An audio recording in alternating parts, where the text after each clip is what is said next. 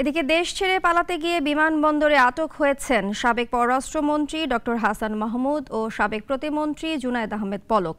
পালানোর সময় আটক হন ছাত্রলীগের দুই শীর্ষ নেতাও। এছাড়া দেশ ছাড়তে হঠাৎই বিমানবন্দরে বেড়েছে যাত্রীদের ভিড়। তবে ফ্লাইট বাতিল হওয়ায় বিড়ম্বনায় পড়েছেন যাত্রীরা। জয়ন্ত কর্মকারের রিপোর্ট। সাবেক মন্ত্রী এমপিদের দেশ ছাড়ার হিড়িক পড়েছে। বিদেশে পালিয়ে যাওয়ার সময় বিমানবন্দরে আটক হয়েছেন ক্ষমতাচ্যুত সদ্য সাবেক পররাষ্ট্রমন্ত্রী ডক্টর হাসান মাহমুদ। বিকালে বিমানবন্দর কর্তৃপক্ষ এ তথ্য নিশ্চিত করেছে।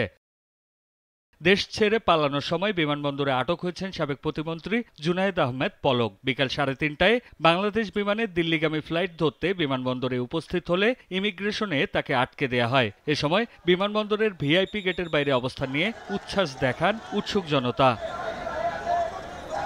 বিকাল 3টায় তাকে আটক করা হলেও বিমানবন্দরে অন্তত 2 ঘন্টা বসিয়ে রাখা হয়। পরে একে একে সেনাবাহিনীর বেশ কয়েকটি গাড়ি আসে।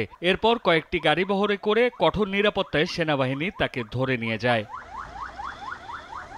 দেশ ছেড়ে পালাতে গিয়ে ঢাকা বিশ্ববিদ্যালয়ের ছাত্রলীগের সাধারণ সম্পাদক তানভীর হাসান সৈকত এবং ঢাকা মহানগর উত্তর ছাত্রলীগের সভাপতি রিয়াজ মাহমুদকেও বিমানবন্দরে আটক করা হয়েছে।